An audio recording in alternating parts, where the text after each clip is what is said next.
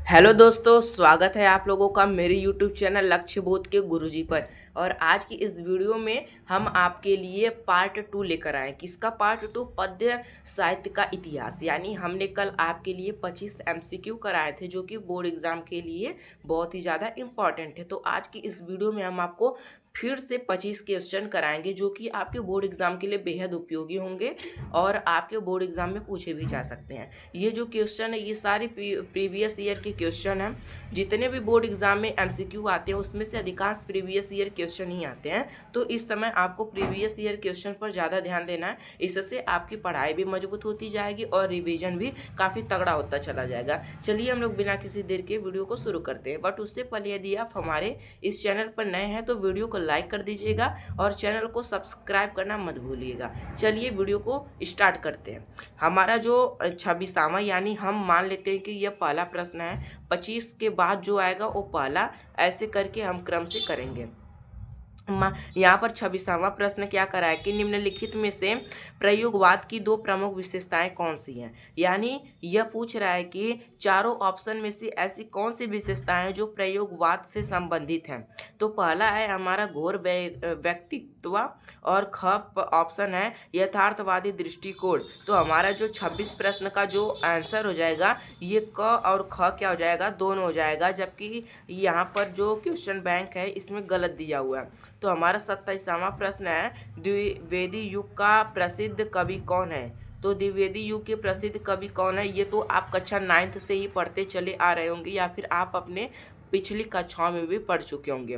तो आप इनका नाम बहुत ही अच्छी तरह से जानते होंगे कि जो मैथिली शरण गुप्त हैं यह किस युग से संबंधित है, द्विवेदी युग से संबंधित है। अब हमारा 28वां प्रश्न क्या कर रहा है कि साकेत महाकाव्य की रचना किसने की है। यानी साकेत महाकाव्य की रचना किसने की है, 28 प्रश्न हमारा कर रहा है। तो इसका जो सही आंसर हो जाएगा 28 प्रश्न का वह कौन हो जाएगा, मैथिली शरण गुप्त। यानी द्विवेदी युग के जो कवि हैं मैथिली शरण गुप्त, यही किसके रचना किए हैं, साकेत महाकाव्य की भी यही रचयिता है। अब हमारा 29 प्रश्न क्या कर रहा है कि प्रगतिवाद युग की दो विशेषताएं कौन कौन सी हैं। प्रवृत्तियां कहिए या फिर आप विशेषताएं कहिए, दोनों बात एक ही है। तो हमसे पूछ रहा है कि 29 प्रश्न में चारों ऑप्शन में से ऐसे कौन से ऑप्शन हैं जो किससे संबंधित हैं, प्रगतिवाद युग की दो विशेषताओं से संबंध रखते हैं। तो पहला ऑप्शन है सौंदर्य भावना, जबकि ख ऑप्शन है करुणा तथा नैराश्य की भावना, जबकि ग जो ऑप्शन है वो हमारा है मानवतावादी प्रवृत्ति, और जो घ ऑप्शन है वह कौन सा है, विद्रोह एवं क्रांति की भावना। तो 29 प्रश्न का जो सही ऑप्शन हो जाएगा वो कौन सा हो जाएगा, जो ऑप्शन ग है और घ दोनों हो जाएंगे। यानी ऑप्शन तीसरा और चौथा क्या हो जाएंगे, दोनों सही हो जाएंगे। अब हमारे पास 30वां प्रश्न क्या है कि निम्न में से छायावाद की दो प्रमुख प्रवृत्तियां या फिर विशेषताएं कौन सी हैं। तो 30 प्रश्न का जो सही ऑप्शन कौन सा हो जाएगा, ये जो ऑप्शन सी यानी ग और घ क्या हो जाएंगे, बिल्कुल करेक्ट हो जाएंगे। यानी श्रृंगार और प्रेम भावना और प्रकृति का मानवीकरण ऑप्शन जो होंगे यह 30 प्रश्न के सही हो जाएंगे। अब हमारे पास 31वां प्रश्न क्या कर रहा है कि प्रगतिवाद युग की कालावधि क्या है। तो प्रगतिवाद की कालावधि क्या है, 1936 से लेकर 1943 तक। यानी 31 प्रश्न का जो ऑप्शन का है वह क्या हो जाएगा, बिल्कुल करेक्ट हो जाएगा। अब हमारे पास 32 प्रश्न आता है। 32 प्रश्न क्या कर रहा है कि प्रयोगवादी युग की कालावधि क्या है। तो कौन सी हो जाएगी कालावधि इसकी, तो जो ख नंबर पर है यानी 1943 से लेकर 1953 तक क्या हो जाएगा, बिल्कुल करेक्ट हो जाएगा, जो 32 प्रश्न का आंसर है।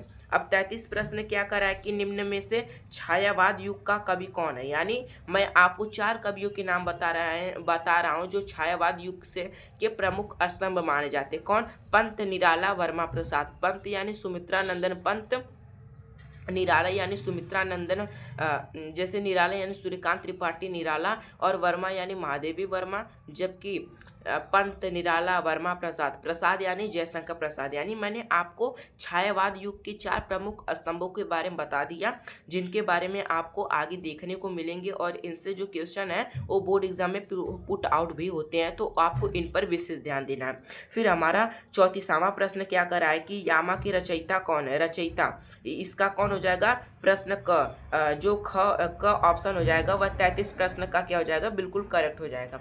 34 प्रश्न क्या कर रहा है कि यामा के रचयिता का नाम लिखिए, तो कौन हो जाएगा, यामा के महादेवी वर्मा। यानी ख ऑप्शन क्या हो जाएगा, इसका बिल्कुल करेक्ट हो जाएगा। अब हमारे पास 35वां प्रश्न क्या कर रहा है कि द्विवेदी युग की कालावधि क्या है। क्या पूछ रहा है, द्विवेदी युग की कालावधि क्या है, तो इसका जो करेक्ट ऑप्शन हो जाएगा वो कौन सा हो जाएगा, 1919 ईस्वी से लेकर 1918 ईस्वी तक क्या हो जाएगा, इसका बिल्कुल करेक्ट हो जाएगा।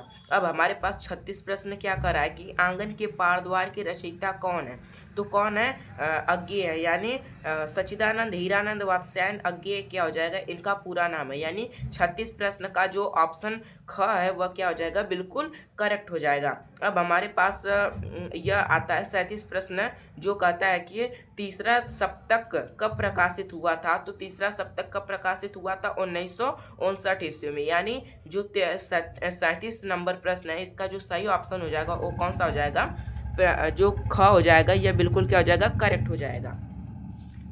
अब हमारे पास यहाँ पर 38 प्रश्न नंबर आता है। 38 नंबर प्रश्न यह क्या कह रहा है कि महादेवी वर्मा कवित्री किस युग की हैं। यानी मैंने अभी आपको बताया था कि 4 प्रमुख स्तंभों के नाम याद करने के लिए जो किससे संबंधित हैं, छायावाद युग से, तो उनमें कौन कौन है, महादेवी वर्मा है, तो कौन हो जाएंगी, छायावाद युग से संबंध रखती हैं। फिर हमारे पास 39 नंबर प्रश्न है, यह क्या कर रहा है कि महादेवी वर्मा की रचना नहीं है। यानी इन ऑप्शनों में से ऐसी कौन सी रचना है जो महादेवी वर्मा की नहीं है, तो निहार भी महादेवी वर्मा की है, सांध्य गीत भी महादेवी वर्मा की है, जबकि युगांत नहीं है। युगांत आखिर में है किसकी, तो यह किसकी है, सुमित्रानंदन पंत की। किसकी है, सुमित्रानंदन पंत की। अब हमारे पास 40 नंबर प्रश्न आता है, यह क्या कर रहा है कि प्रिय प्रवास किसकी रचना है। किसकी रचना है प्रिय प्रवास, अयोध्या सिंह उपाध्याय अरियोद। यानी क्या हो जाएगा, 40 नंबर प्रश्न का घ ऑप्शन अयोध्या सिंह उपाध्याय क्या हो जाएगा, बिल्कुल करेक्ट हो जाएगा। अब हमारे पास 41 नंबर प्रश्न आता है, इसमें क्या कर रहा है कि राम की शक्ति पूजा के रचनाकार कौन है, तो कौन हो जाएगा, 41 प्रश्न का जो सही ऑप्शन हो जाएगा वो कौन हो जाएगा, ऑप्शन क, यानी सूर्यकांत त्रिपाठी निराला। जबकि हमारे पास 42 प्रश्न आता है। 42 प्रश्न क्या कर रहा है कि निम्नलिखित में से कौन प्रगतिवाद युग का कवि नहीं है। यानी ऐसे कौन से कवि हैं जो प्रगतिवाद युग से संबंध नहीं रखते हैं, तो 42 प्रश्न का जो सही करेक्ट ऑप्शन हो जाएगा वो कौन सा हो जाएगा, ऑप्शन घ, यानी क्या हो जाएगा, भारतेंदु हरिश्चंद्र। आखिर में क्यों यह प्रगतिवाद से संबंध नहीं रखते हैं, क्योंकि यह भारतेंदु युग के क्या है, लेखक हैं या फिर कवि हैं। अब हमारे पास अगला ऑप्शन आता है कि अगला प्रश्न की 43 नंबर प्रश्न है, यशोधरा रचना किसकी है।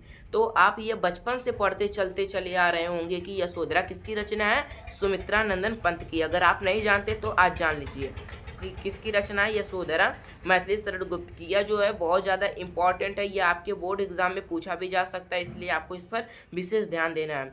फिर हमारे पास 44 नंबर प्रश्न क्या कर रहा है कि दीपशिखा काव्य संग्रह रचना किसकी है। दीपशिखा किसकी है, महादेवी वर्मा की। यानी 44 प्रश्न का ऑप्शन जो क है वह क्या हो जाएगा, बिल्कुल करेक्ट, यानी राइट हो जाएगा। अब हमारे पास 45 प्रश्न नंबर क्या कर रहा है कि छायावाद युग की प्रमुख प्रवृत्ति कौन सी है।